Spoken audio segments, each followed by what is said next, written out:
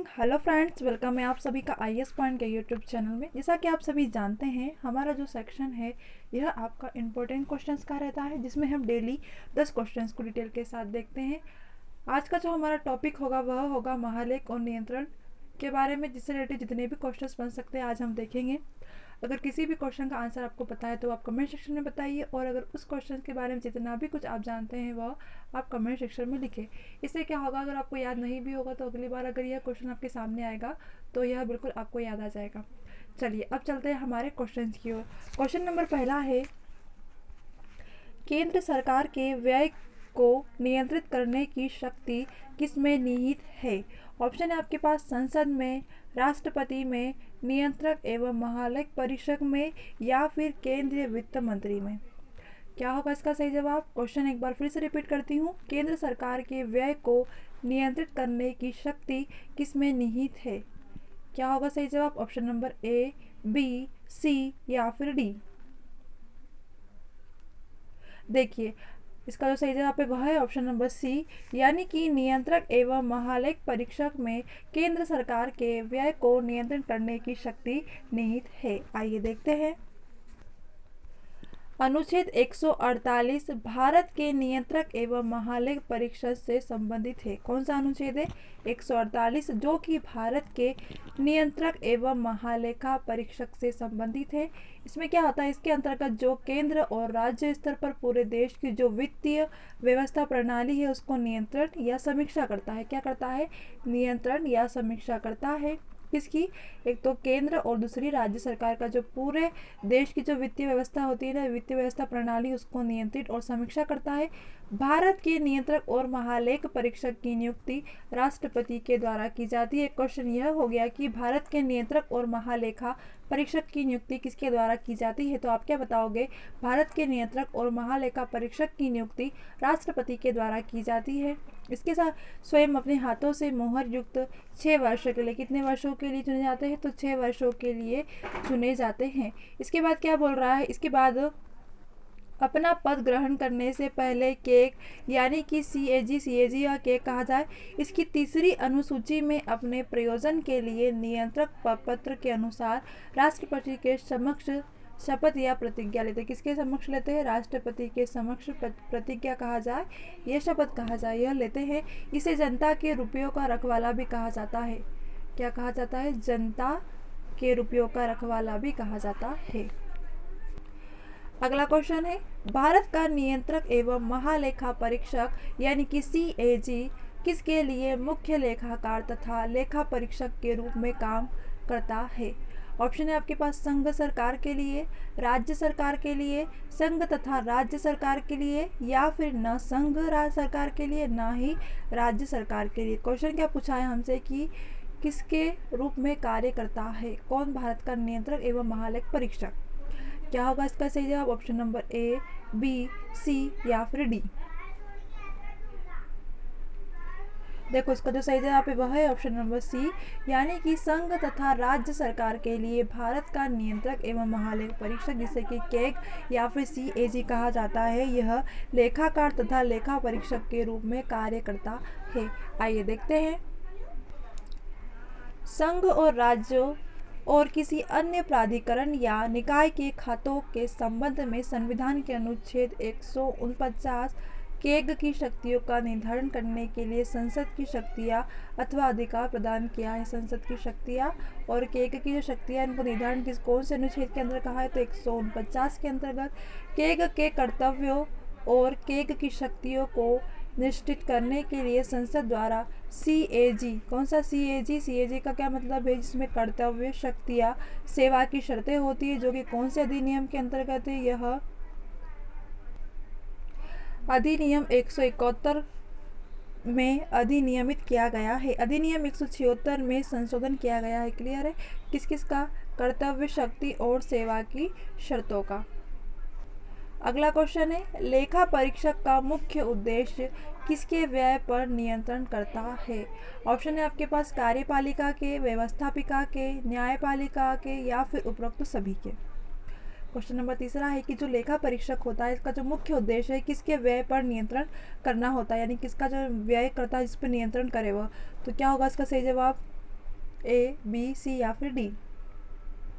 देखो इसका जो सही जवाब है वह है ऑप्शन नंबर ए, यानी कि कार्यपालिका के लेखा परीक्षक का जो मुख्य उद्देश्य यह क्या है, यह कार्यपालिका के व्यय पर नियंत्रण करता है। किसके व्यय पर? कार्यपालिका का जो नियंत्रण होता है या जो व्यय होता है इस पर नियंत्रण करता है कौन? लेखा परीक्षक। केग जनता के पैसे का प्रहारी है, यानी कि देख रेख करता है। वह उस खर्च की गई धनराशि की जांच करता है, यानी कि जो भी कार्य में खर्च हुआ उसकी जांच करता है, कितना खर्च हुआ, कहाँ कहाँ पर हुआ है, इस तरीके से। जिसके कार्यपालिका एक समान रूप से कानून द्वारा स्थापित और संसद के दिशा निर्देशों के अनुसार उपलब्ध कराती है। वह केवल संसद के प्रति जवाबदेह होता है, यानी कि उसको संसद को जवाब देना पड़ता है, जो कार्यपालिका के प्रभाव से उसको स्वतंत्र बनाती है। अब देखो, निम्नलिखित रिपोर्ट राष्ट्रपति को प्रस्तुत करता है। कौन कौन सी रिपोर्ट प्रस्तुत करता है? तो एक तो विनियोग खातों का ऑडिट रिपोर्ट, वित्तीय खातों का ऑडिट रिपोर्ट और सार्वजनिक उपक्रमों का लेखा परीक्षक रिपोर्ट। ये 3 रिपोर्टें हैं जो कि वह किसे देता है? वह राष्ट्रपति को देता है। क्लियर है? अगला क्वेश्चन है, भारत के केंद्रीय स्तर पर लेखांकन तथा लेखा परीक्षक किसके अधिकार क्षेत्र में आता है? ऑप्शन है आपके पास नियंत्रक एवं महालेख परीक्षक, लोक लेखा समिति, अनुमान समिति या फिर उपरोक्त सभी। क्या होगा इसका सही जवाब? ऑप्शन नंबर ए, बी, सी या फिर डी? देखो इसका जो सही जवाब है वह है ऑप्शन नंबर ए, यानी कि नियंत्रक एवं महालेख परीक्षक भारत के केंद्र स्तर पर लेखांकन लेखा परीक्षण अधिकार के क्षेत्र में आता है। तो आपका क्या सही जवाब? ऑप्शन नंबर ए, यानी कि नियंत्रक और महालेख परीक्षक क्षेत्र में आता है। आइए देखते हैं, भारत के नियंत्रक और महालेखा परीक्षक एक स्वतंत्र संस्था के रूप में कार्य करते हैं। इस पर सरकार का नियंत्रण नहीं होता। किसका? सरकार का कोई नियंत्रण नहीं होता। किस पे नहीं होता है? नियंत्रक और महालेखा परीक्षक पर। भारत के नियंत्रक और महालेखा परीक्षक की नियुक्ति किसके द्वारा की जाती है? हमने यही पढ़ा था, राष्ट्रपति के द्वारा की जाती है। नियंत्रक एवं महालेखा परीक्षक ही भारतीय लेखा परीक्षक और लेखा सेवा का मुखिया होता है। अगर आपसे कहा जाए कि भारतीय लेखा परीक्षक और लेखा सेवा का मुखिया कौन होता है, तो आप क्या बताओगे? नियंत्रक एवं महालेखा परीक्षक ही, यानी कि केक। अब देखो कौन से अनुच्छेद के अंतर्गत कहा गया है, तो अनुच्छेद 148 के अनुसार भारत का एक नियंत्रक एवं महालेख परीक्षक होगा। यह भारत सरकार की रिपोर्ट राष्ट्रपति और राज्य सरकार की रिपोर्ट राज्य के जो राज्यपाल है उन्हें देते हैं। किसे? राज्य के राज्यपाल को दी जाती है। अगला क्वेश्चन है, भारत के नियंत्रक तथा महालेख परीक्षक की नियुक्ति कौन करता है? मुझे ऑप्शन नंबर ए, बी, सी या फिर डी कौन करता है? आपको तो पता ही होगा कौन करता है, हमने अभी पढ़ा है। क्वेश्चन नंबर सी सही होगा, यानी कि राष्ट्रपति के द्वारा की जाती है। आइए देखते हैं, अनुच्छेद 148 में कौन सा अनुच्छेद दिया गया है? 148 भारत के नियंत्रक एवं महालेखा परीक्षक से संबंधित है, जो केंद्र और राज्य सरकार पर पूरे देश की वित्तीय व्यवस्था प्रणाली यानी कि नियंत्रण को समीक्षा करता है। इसके साथ साथ कितने वर्षों के लिए चुना जाता है? तो 6 वर्षों के लिए। कौन चुनता है इसे? तो राष्ट्रपति के द्वारा नियुक्त किया जाता है। अगला क्वेश्चन है, निम्नलिखित में से किसके द्वारा भारत के नियंत्रक तथा महालेखा परीक्षक के पद का सृजन किया जाता है?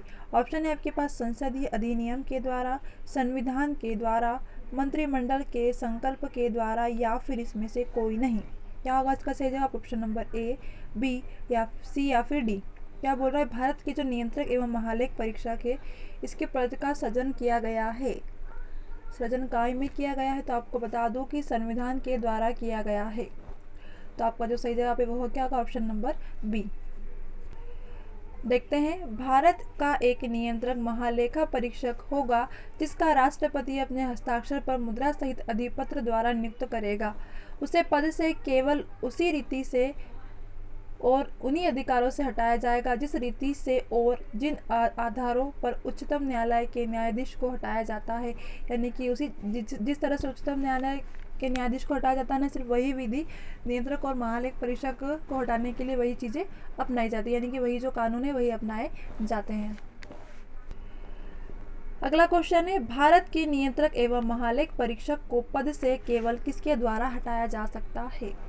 ऑप्शन है आपके पास संघ के मंत्रिमंडल के परामर्श से राष्ट्रपति के द्वारा, उच्चतम न्यायालय के मुख्य न्यायमूर्ति के द्वारा, भारत की संसद के दोनों सदनों में संशोधित के उपरांत राष्ट्रपति के द्वारा। क्या होगा इसका सही जवाब? ऑप्शन नंबर ए, बी या फिर सी। अभी हमने पढ़ा था, बताने की ज़रूरत ही नहीं है आपको। देखो, भारत की जो संसद है, इसके जो दोनों सदन हैं, उनके संशोधन के उपरांत ही और इसके बाद क्या हुआ, राष्ट्रपति के द्वारा हटाया जाएगा। किसे? नियंत्रक एवं महालेख परीक्षक को। तो आपका जो सही जवाब है वह क्या होगा? ऑप्शन नंबर सी, यानी कि भारत की संसद के दोनों सदनों में संशोधन के उपरांत ही हटाया जाएगा। अगला क्वेश्चन है, भारत का नियंत्रक एवं महालेख परीक्षक अपना प्रतिवेदन करता है। ऑप्शन है आपके पास लोकसभा अध्यक्ष को, प्रधानमंत्री को, वित्त मंत्री को या फिर राष्ट्रपति को। क्या होगा इसका सही जवाब? भारत का जो नियंत्रक एवं महालेख परीक्षक है वह अपना प्रतिवेदन होता है, इसका होता है ऑप्शन नंबर ए, बी, सी या फिर डी।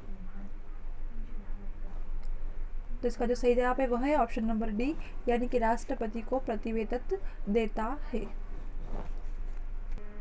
देखो, नियंत्रक एवं महालेख परीक्षक ही भारतीय लेखा और परीक्षा और लेखा सेवा का मुखिया होता है। हमने आगे पढ़ा था, अनुच्छेद 148 के अनुसार भारत का एक नियंत्रक एवं महालेख परीक्षक होगा। यह भारत सरकार की रिपोर्ट राष्ट्रपति को और राज्य सरकार की रिपोर्ट किसको देगा? राज्यपाल को देता है। जो भारत सरकार की रिपोर्ट है वह किसके पास जाएगी? राष्ट्रपति के पास। और जो राज्य सरकार की रिपोर्ट है वह किसके पास जाएगी? राज्यपाल को देता है। कौन देता है? नियंत्रक एवं महालेख परीक्षक। क्लियर है? अगला क्वेश्चन है, भारत के नियंत्रक एवं महालेख परीक्षक द्वारा प्रस्तुत प्रतिवेदन के आधार पर कौन सीमित कार्य करती है? ऑप्शन है आपके पास लोक लेखा समिति, प्रकलन समिति, सरकारी उपक्रम समिति या फिर विशेषाधिकार समिति। क्या होगा इसका सही जवाब? ऑप्शन नंबर ए, बी, सी या फिर डी। भारत के जो नियंत्रक एवं महालेख परीक्षक होते हैं यानी कि केक, इसके द्वारा जो प्रतिवेदन के आधार पर कौन सी समिति का प्रतिवेदन किसको देता है? वो राष्ट्रपति। अब इसके आधार पर कौन सी समिति कार्य करती है, ऐसा पूछा गया है। समिति कौन सी कार्य करती है? तो इसके अंतर्गत लोक लेखा समिति कार्य करती है। तो आपका जो सही जवाब है वह क्या होगा? Option number A. आइए देखते हैं, लोक लेखा समिति पब्लिक अकाउंट्स कम्युनिटी यानी कि पीएसी भारतीय संसद के कुछ चुने हुए सदस्यों वाली समिति है जो भारत सरकार के खर्चों की लेखा परीक्षा करती है। यह समिति संसद द्वारा निर्मित है। अगर आपसे कहा जाए कि लेखा समिति किसके द्वारा निर्मित है तो आप क्या बताओगे? यह समिति संसद के द्वारा, यानी कि लोक लेखा समिति जो है संसद के द्वारा निर्मित है। यह समिति भारत के जो नियंत्रक और महालेख परीक्षक होते हैं इनके द्वारा दिए गए जो लेखा परीक्षण है उससे संबंधित प्रतिवेदनाओं की जांच करती है। लोकसभा सचिवालय इस समिति के कार्यकाल की भूमिका निभाता है। कौन निभाता है इस समिति के? यानी कि लोक लेखा समिति की जो कार्यालय है इसकी भूमिका किसके द्वारा निभाई जाती है? तो लोकसभा सचिवालय के द्वारा ही निभाई जाती है। लास्ट क्वेश्चन है आज का, नियंत्रक एवं महालेख परीक्षक द्वारा की गई टिप्पणी पर कार्यवाही करने का अंतिम जिम्मेदारी निम्नलिखित में से किसकी है? ऑप्शन है आपके पास उच्चतम न्यायालय की, संसद की, भारत के राष्ट्रपति की या फिर राष्ट्रीय विकास परिषद की।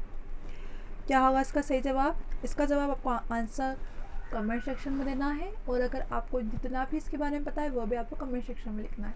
चलिए मिलते हैं हमारी अगली क्लास में, तब तक के लिए आप सभी को बेस्ट ऑफ लक।